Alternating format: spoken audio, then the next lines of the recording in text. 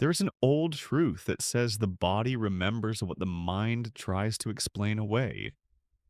And sometimes the body remembers in silence, not with tears, not with anger, not with dramatic breakdowns, but with a strange emptiness that appears the moment you step into a familiar room. A room where nothing terrible is happening right now.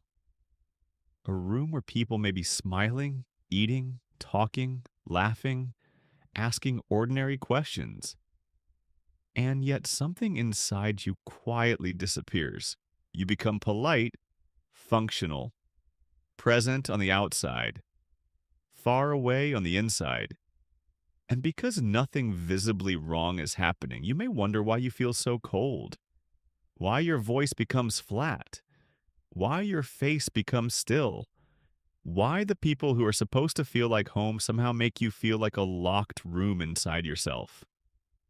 Most people think family numbness means a person is ungrateful. They think if you feel nothing around your family, it must mean you are cold, bitter, selfish, or emotionally broken. But emotional numbness is rarely the absence of feeling. Often it is feeling that had nowhere safe to go for too long. It is not an empty field. It is a buried volcano. It is not peace. It is a nervous system holding its breath.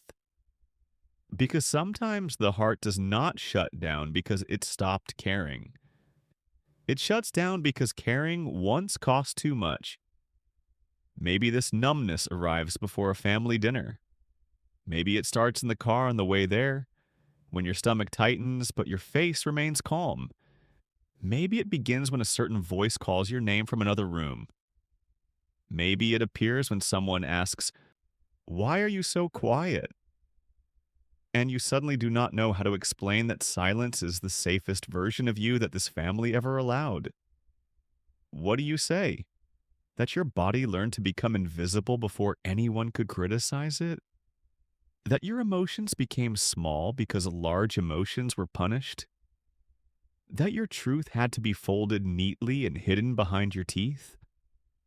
Family numbness is one of the loneliest kinds of numbness because it happens in the place where warmth is expected. Around strangers, distance makes sense. Around work colleagues, emotional caution feels normal. But around family, numbness feels like a betrayal, not only to them, but to yourself. Because part of you may still believe family should awaken softness. Family should make the shoulders drop. Family should let the nervous system unclench. Family should feel like a fire in winter, not a room where your inner self quietly leaves its own body. And that contrast can be painful. The myth says home is where you can be yourself. But for some people, home was the first place they learned not to be too much, not too sensitive, not too angry, not too honest, not too sad, not too needy, not too joyful in the wrong way. So the self became edited, a little less expressive, a little less open, a little less alive, not all at once. Erosion rarely announces itself. It happens slowly like water wearing down stone. A comment here, a dismissal there, a laugh when you were serious, a punishment when you cried, a lecture when you needed comfort, a comparison disguised as guidance. A private pain turned into a family joke. At first, you may have fought against it. Maybe as a child, you cried openly. Maybe you tried to explain. Maybe you raised your voice. Maybe you believed that if you just found the right words, someone would finally understand the hurt beneath your behavior. But then came the same wall. Defensiveness, mockery, silence, blame, a change of subject, a reminder of everything they had done for you. And slowly your system made a decision deeper than thought. Stop bringing your full self here. Not because you were weak, because your mind was trying to protect something tender. The numb person at the family table is often not a person without emotions. They may be the most emotionally observant person in the room.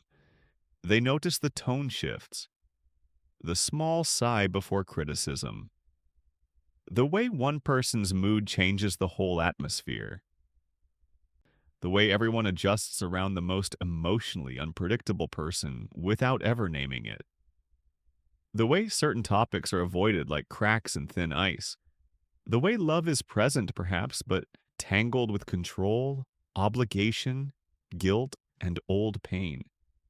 And after years of noticing too much, the mind grows tired. It cannot keep carrying every unspoken thing, so it goes quiet. Numbness becomes the blanket thrown over a fire that was never allowed to burn safely. This is why people who feel numb around family often feel more alive around others. With friends, they may laugh freely. With strangers, they may feel lighter. Alone, they may reconnect with music, thoughts, dreams, memories, softness. Then family enters the picture and suddenly the glow dims. This can create confusion. Why can you be warm with everyone else, but distant with the people who raised you? Why can you speak clearly outside the family, but become muted inside it? Why does a simple visit feel like walking back into an old version of yourself that you thought you had outgrown? Because the nervous system does not respond only to people, it responds to patterns. A family room is not just a room, it is an archive. The couch may remember arguments, the kitchen may remember criticism, the hallway may remember footsteps that made your chest tighten.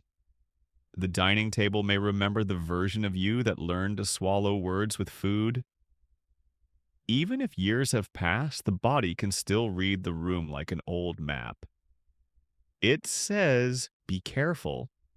It says, do not reveal too much. It says, smile enough to avoid questions, but not enough to invite attention. It says, stay neutral. Neutral becomes survival. And to the outside world, that neutrality may look like coldness, but inside it may be a locked door with a tired child sitting behind it. People often ask why someone does not simply open up to family. But opening up is not simple when openness was once used against you. A secret shared in vulnerability became gossip. A fear confessed became weakness. A mistake admitted became a permanent label. A dream revealed became a target for doubt. After enough moments like that, the soul learns to store itself somewhere safer. Not because family is always cruel. Sometimes the painful part is that family can also be loving. This is what makes the numbness so complicated. There may be meals cooked with care, bills paid, sacrifices made, rides given, prayers offered, concern shown in practical ways. And still, emotional safety may be missing. A person can be provided for and still feel unseen. A person can be loved and still feel unknown. A person can belong to a family system and still feel like their inner world has no place there. This is one of the most difficult truths to accept because it does not fit into simple categories. It is easier to say they were good or they were bad, but family pain often lives in the gray. People who cared but could not attune. People who sacrificed but did not listen. People who protected you from the outside world but wounded you inside the home. People who loved through duty but not through emotional presence. And when that kind of love surrounds a child, the child does not always know how to name the missing thing. There is food, there is shelter, there are birthdays, there are relatives, there are pictures where everyone smiles. So the child thinks, maybe the problem is me. Maybe the emptiness is ingratitude. Maybe the sadness is weakness. Maybe the anger is disrespect. Maybe the need to be understood is too much to ask. And once a child begins blaming themselves for pain they did not create, numbness becomes a refuge. Because feeling everything would mean facing a truth too large for a young heart. The people closest to you may not have known how to meet you emotionally, not because your emotions were wrong, but because their own emotional language was limited, buried, or broken long before you arrived. This does not erase the hurt, it explains the silence. Many families pass down emotional numbness like an heirloom no one remembers choosing. A grandfather who never learned to apologize, a mother who learned that exhaustion was love, a father who believed tenderness would weaken his children, a sibling who became sharp because softness was dangerous, a home where everyone survived by pretending nothing hurt. In such families, numbness is not just personal, it is atmospheric. It floats through the house. It sits between sentences. It hides in jokes. It appears in the way everyone can discuss money, food, neighbors, school, jobs, health, and weather. But not loneliness, shame, fear, grief, or the quiet ache of being misunderstood. The family may talk constantly and still never speak emotionally, so the sensitive person adapts. They become fluent in surface language. They know how to answer, "How is work?" They know how to smile at relatives. They know how to avoid the topics that create storms. They know how to sense when a conversation is about to become unsafe. They know how to become water around rocks. But every adaptation has a cost. The self that keeps bending eventually forgets what its natural shape felt like. And this is where numbness begins to feel like identity. You may start believing, this is just how I am around them. Quiet, detached, uninterested, emotionally unavailable. But underneath that, just how I am may be years of emotional self protection. The numbness may not be your personality. It may be your history wearing a mask. It may be the part of you that learned not to expect warmth, where warmth was inconsistent. It may be the part of you that stopped reaching because reaching became humiliating. There is a particular grief in realizing that some people do not feel numb because they lack family bonds. They feel numb because the bond was too emotionally confusing. The same person who hurt you may also have helped you. The same person who dismissed your feelings may have stayed up all night when you were sick.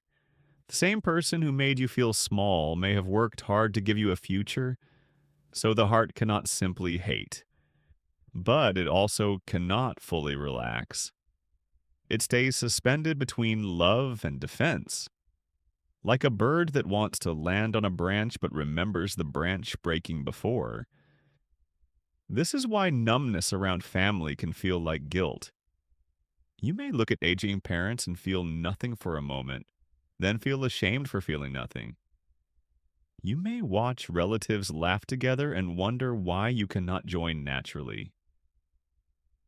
You may receive kindness and still feel guarded. You may hear "I love you" and feel a blank wall inside instead of warmth. And then comes the inner question, what is wrong with me? But perhaps the deeper question is not what is wrong with you. Perhaps the deeper question is, what happened around love that made your body stop trusting it? Because love that is mixed with fear becomes confusing. Love mixed with criticism becomes heavy. Love mixed with control becomes a chain. Love mixed with unpredictability becomes a room where the lights flicker. And when love does not feel safe, the nervous system may stop receiving it cleanly. It may filter every tender gesture through old suspicion. Is this real? Will it change?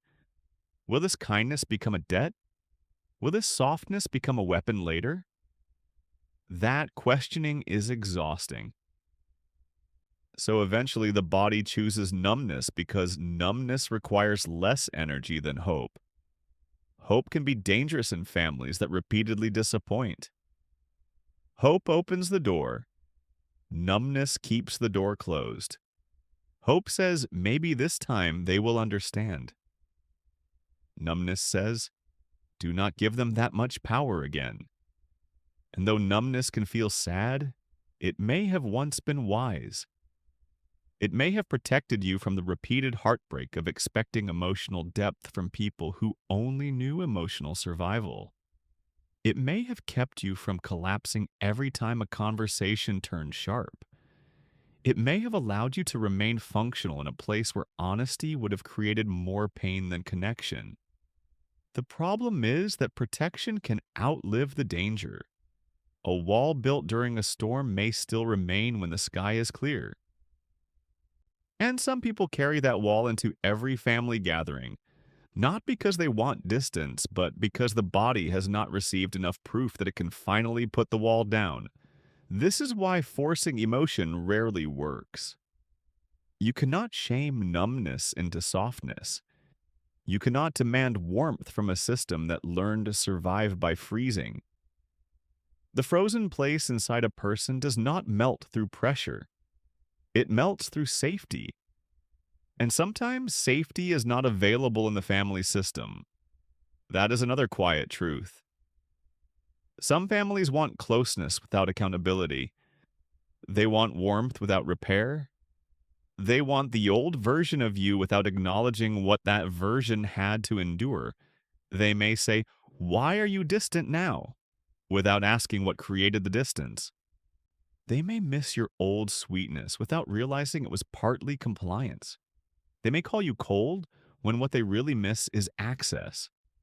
Access to your reactions, access to your explanations, access to your guilt, access to the version of you that absorbed everything quietly. But when a person begins to feel numb, sometimes it means the old emotional contract is breaking. The inner self is no longer available for the same kind of injury. It no longer volunteers its softness to be misunderstood. It no longer offers its deepest truth to people who only know how to debate it. That can look like disconnection, but sometimes it is the first sign of inner preservation. Still, numbness is not always peaceful. It can feel like watching life through glass. You see your family moving around you. You hear the conversations. You answer when spoken to. But there is a pain between your body and your feelings. A distance. A strange floating sensation. As if the real you has stepped back into a quiet room inside your chest and is waiting for the visit to end. This is not drama. This is dissociation in its gentler clothing. A subtle leaving. Not enough for anyone to notice. Enough for you to feel like you are not fully there. And the saddest part is that this leaving may have begun long ago. Maybe when you were a child sitting in a room full of adults who talked over you. Maybe when your tears made someone angry. Maybe when your excitement was mocked. Maybe when your fear was minimized. Maybe when you learned that being easy earned more peace than being honest. Maybe when nobody came back to repair the moment after hurting you. Repair matters. Without repair, emotional injuries become sediment. Layer after layer, a forgotten apology, an ignored cry, a cruel word treated as normal, a boundary crossed and never named, a childhood need dismissed as attitude. Over time, the riverbed changes. The water still flows, but differently. That is what happens inside people. They may still love their family. They may still show up. They may still help, call, visit, buy gifts, fulfill duties, ask about health, attend ceremonies. But the current underneath has changed. It no longer moves freely. It moves around stones. This is why family numbness should not be mistaken for hatred. Hatred is hot. Numbness is often cold grief. It's the grief of expecting less, the grief of no longer explaining, the grief of knowing exactly how a conversation will go before it begins, the grief of wanting to be known but not wanting to be exposed, the grief of seeing the child inside you still waiting at a door no one knows how to open. Some people become numb because their family only accepted certain versions of them: the successful version, the obedient version, the cheerful version, the useful version, the version that does not question, the version that does not remember too clearly. So they learn to perform, and performance, repeated for years, creates emotional distance. How can you feel close to people who are close only to your mask? How can warmth grow when your real thoughts are treated like a threat? How can the body relax when belonging depends on self erasure? This kind of numbness is not random. It is the result of a self being partially hidden for too long. The hidden self does not die. It waits. It waits in private journals, in late night thoughts, in songs that suddenly make the throat tighten, in friendships where one honest sentence brings more relief than years of family conversation, in quiet rooms where the body finally exhales. That is why numbness around family can coexist with deep emotion elsewhere. The emotion has not vanished. It has migrated to safer places. It has become selective. It opens where it senses room. It closes where it remembers impact. And this selectivity is not cruelty, it is intelligence. The nervous system is always listening for permission: permission to soften, permission to speak, permission to be imperfect, permission to exist without being interpreted as a problem. When that permission is absent, numbness arrives like winter, not as punishment, as protection. There is also another layer, one many people hesitate to admit. Sometimes numbness around family appears because a person has outgrown the emotional atmosphere of their upbringing. Not in a superior way, not with arrogance, but with painful clarity. They have learned new language for feelings. They have discovered boundaries. They have experienced relationships where disagreement does not destroy connection. They have felt what it is like to be heard without being corrected. They have realized that love can be gentle. And after tasting gentleness, old environments feel even harsher. A room that once felt normal now feels tight. A joke that once seemed harmless now feels like a blade wrapped in paper. A conversation style once accepted as just how they are now feels emotionally unsafe. Growth can make old pain visible.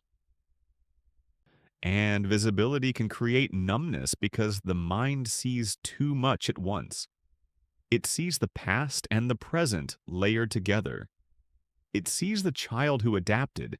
It sees the adult who now understands. It sees the family continuing patterns they may never name. And the system freezes because grief, anger, compassion, guilt, and love are all trying to enter the same doorway.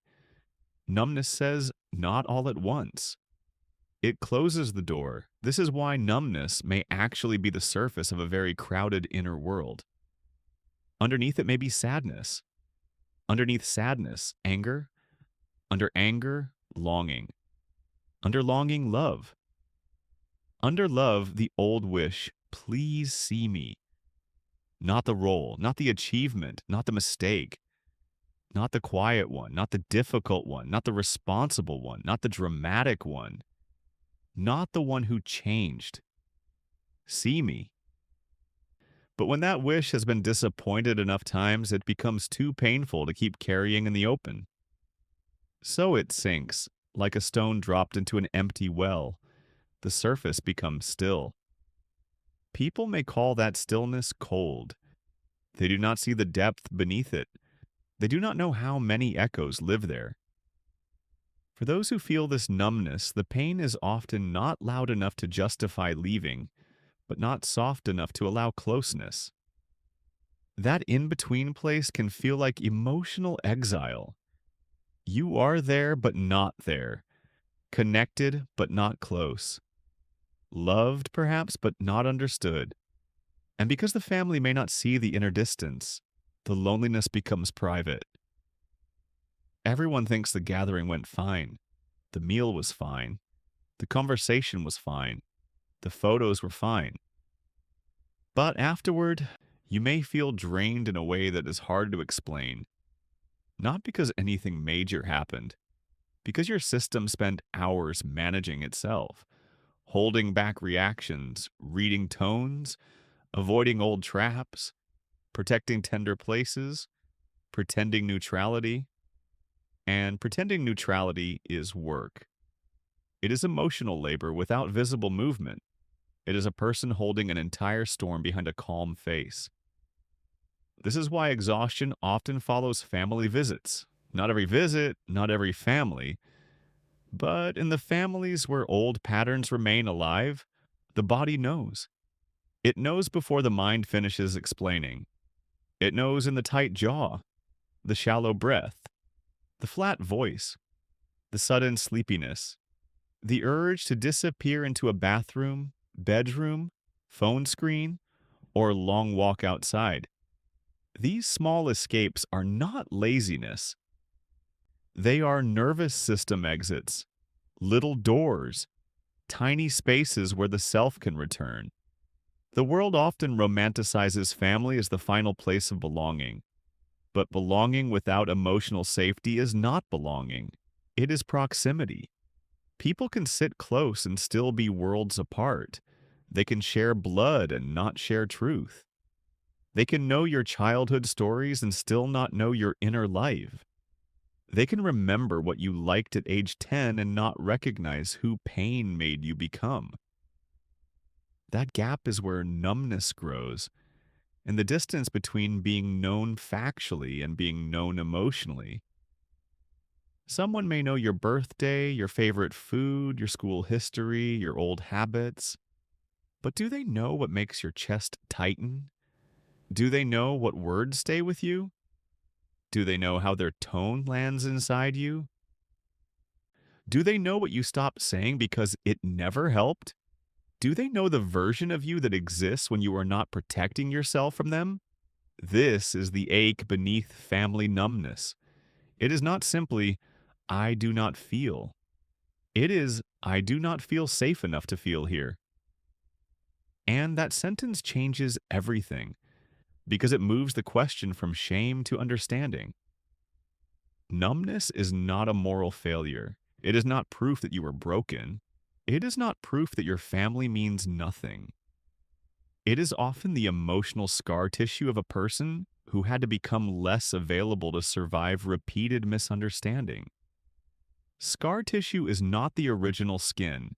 It is the body's attempt to close what was opened. It may be less sensitive, less flexible, less soft, but it formed for a reason. The same is true emotionally. The part of you that feels numb may not need to be hated. It may need to be understood as the part that stood guard when no one else did. The part that pulled you back before you begged for love from someone who could not offer it gently. The part that kept your dignity intact when old patterns tried to pull you into old roles. The part that said, quietly, enough. And still, there is sadness in needing that guard. There is sadness in not feeling natural warmth around people connected to your earliest memories. There is sadness in realizing that some family relationships may remain practical, polite, or limited because emotional intimacy requires more than history. It requires safety. It requires listening. It requires repair. It requires the ability to meet truth without punishment. Where these things are absent, numbness may stay, not forever as a sentence, but for now as a signal that something inside you does not want to be touched carelessly anymore, a signal that your body has become honest before your words have, a signal that beneath the silence there is a story deserving gentleness. So when someone feels numb around family, the question is not always, how can this person become warmer? Sometimes the better question is, what kind of cold did this person have to survive? What emotional winters taught them to stop blooming in certain rooms? What repeated dismissals trained their face to stay still? What unspoken rules taught them that peace mattered more than truth? What parts of them were loved and what parts were quietly rejected? These questions do not blame for the sake of blame. They reveal the hidden architecture of emotional survival. Because no one becomes numb in a vacuum. Numbness grows around context, around memory, around the invisible mathematics of pain and protection. And if this numbness lives in you, it may help to see it not as a defect, but as a messenger. It may be saying that your softness is precious. It may be saying that access to your inner world cannot be automatic just because someone is family. It may be saying that love without safety still hurts. It may be saying that the child inside you learned silence very early, and the adult inside you is finally noticing the cost. There is no need to turn this into a dramatic story. No need to make villains out of everyone. No need to force forgiveness, force closeness, or force a feeling that does not come. The truth can be quiet. Some relationships are real but limited. Some love exists but cannot hold everything. Some families belong to your history but not to your deepest emotional home. And that recognition can feel both heartbreaking and freeing. Because once numbness is understood, it stops being a mystery. It becomes a map of where you had to leave yourself, a map of where your feelings were not safe, a map of the rooms inside you that are still waiting for warmth. And maybe one day, with enough gentleness, some feeling returns. Not necessarily toward everyone, not necessarily in the way others expect, but toward yourself, toward the younger you who became quiet to survive, toward the body that froze instead of breaking, toward the heart that still wanted love, even after learning not to ask for it. That return matters. Because the deepest tragedy of family numbness is not only feeling distant from them, it is feeling distant from yourself in their presence. The healing begins quietly when that distance is finally noticed with compassion, not as weakness, not as disrespect, not as coldness, as history, as protection, as the soul's way of saying, "This place shaped me, but it does not get to define the whole of me." So if you become numb around your family, there may be nothing simple about it. There may be love there. There may be pain there. There may be memories that still glow and memories that still burn. There may be gratitude and grief sitting at the same table. And none of that makes your experience false. It makes it human. Some hearts do not shut down because they are empty. They shut down because they carried too much without being held. Some people do not become quiet because they have nothing to say.